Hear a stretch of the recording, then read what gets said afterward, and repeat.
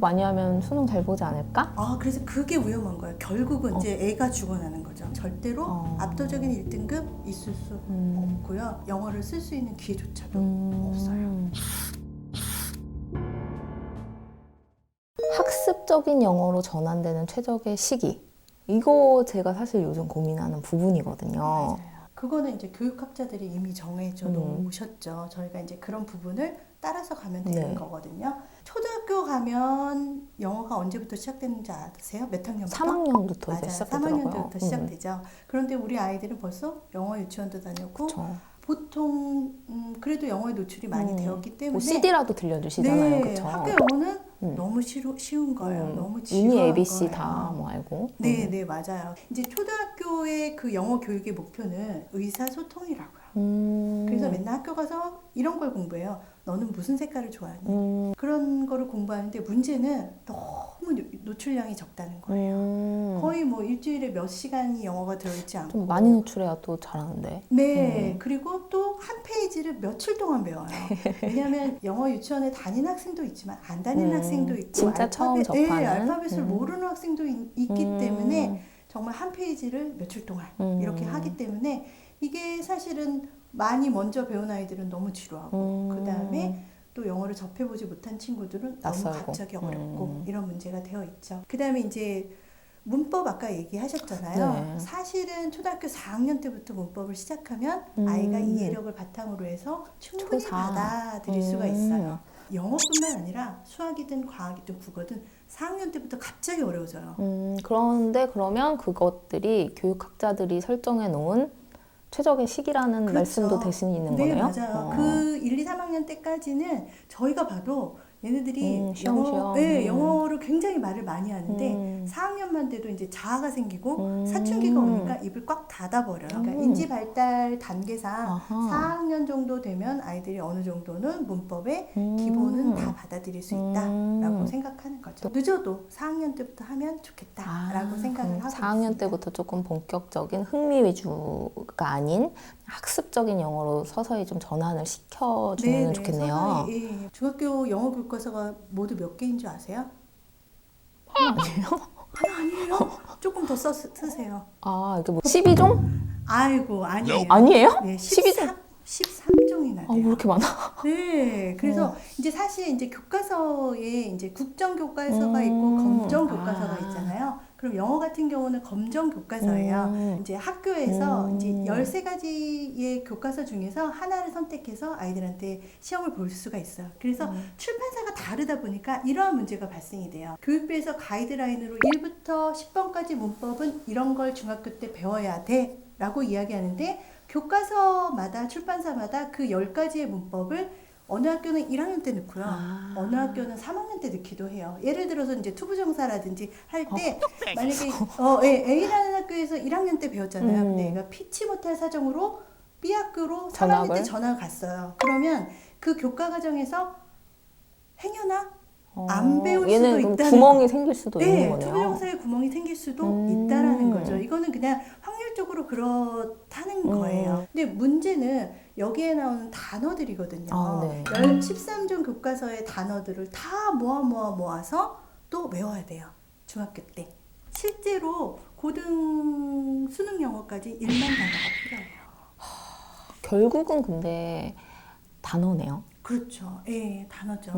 다만 이제 요즘 영어 도서관이라든지 책을만 읽어야 돼라고 해서 명작 동화 같은 거 많이 읽잖아요. 근데 표현들이 다 옛날 표현이에요. 단어들이 또 옛날이기 때문에 사실은 이제 요즘은 뭔가 뭐 분야별로 또 이제 뭐 창작 동화라고 해야 될까? 그래서 요즘 쓰는 단어들이 많이 있는 그 영어 도서.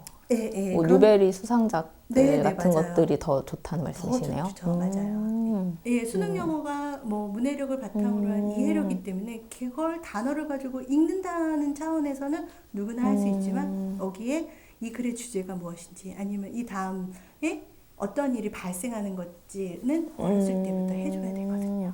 그걸 꼭 그 대화를 그러면 영어로 할 필요는 그러진 없고 않아요. 네네. 고학년 중에서 이제 영어를 조금 잘하는 친구들은 이제 이렇게 뭐 리딩도 하고 하다가 토익이나 이제 토플을 또 공부하기도 하잖아요. 맞아요.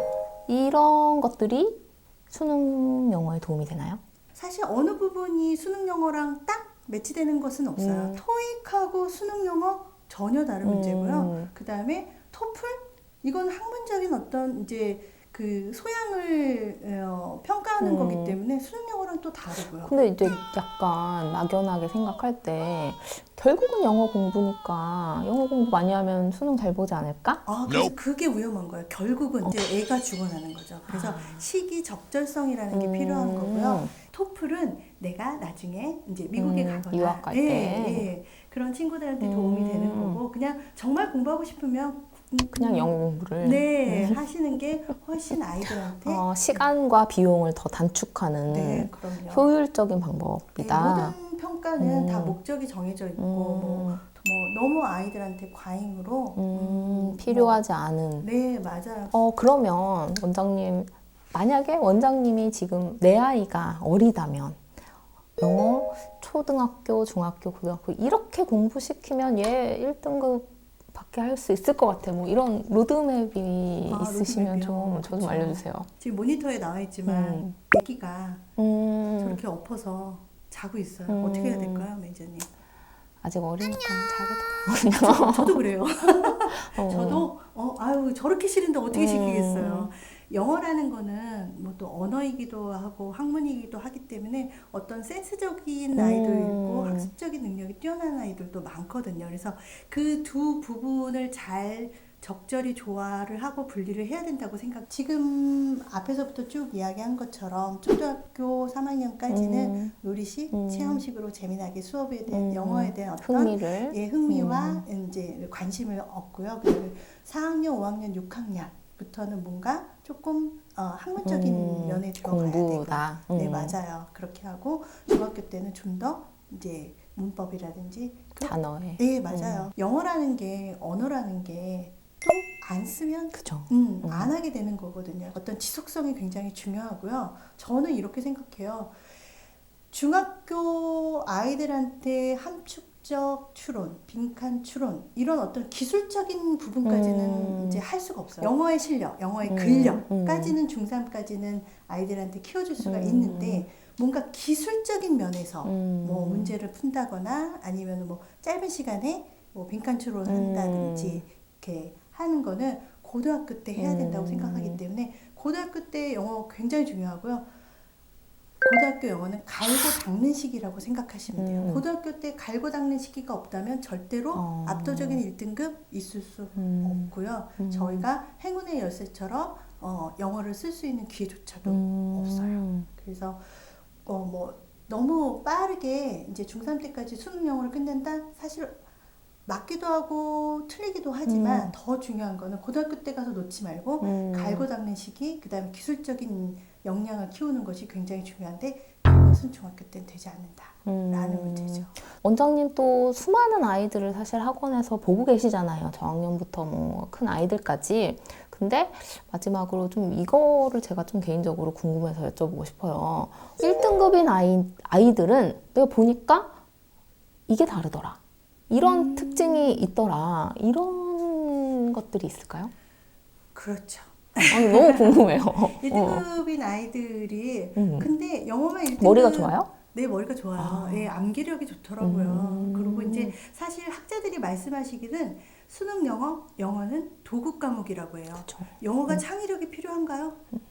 안 필요해요. 영어는 창의력이 필요한 과목이 아니기 때문에 줄넘기와 똑같은 과목이라고 생각하시면 돼요. 열심히 꾸준한 연습하면 연습. 예, 더 잘할 수 있는 게 수능 영어예요. 또 영어랑은 또 다르게 또 수능 영어는 그래요. 그래서 꾸준히 줄넘기처럼 계속하면 이제 3단 뛰기도 하고 X자 뛰기도 할 수 있는 것처럼 꾸준함이 굉장히 중요하다고 생각을 하고 있습니다.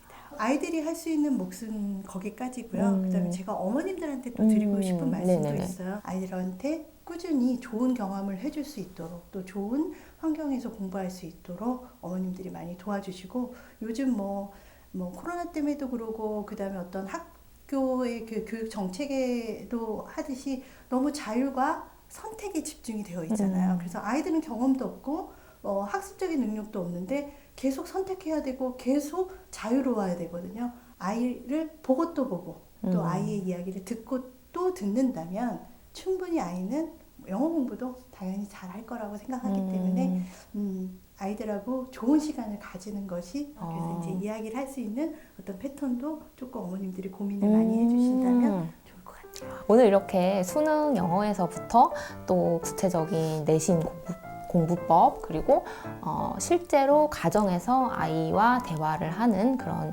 공부의 팁들까지 이렇게 전수해 주셨어요. 원장님 오늘 귀한 말씀 해주셔서 너무 감사드립니다. 네, 초대해 주셔서 감사합니다. 네.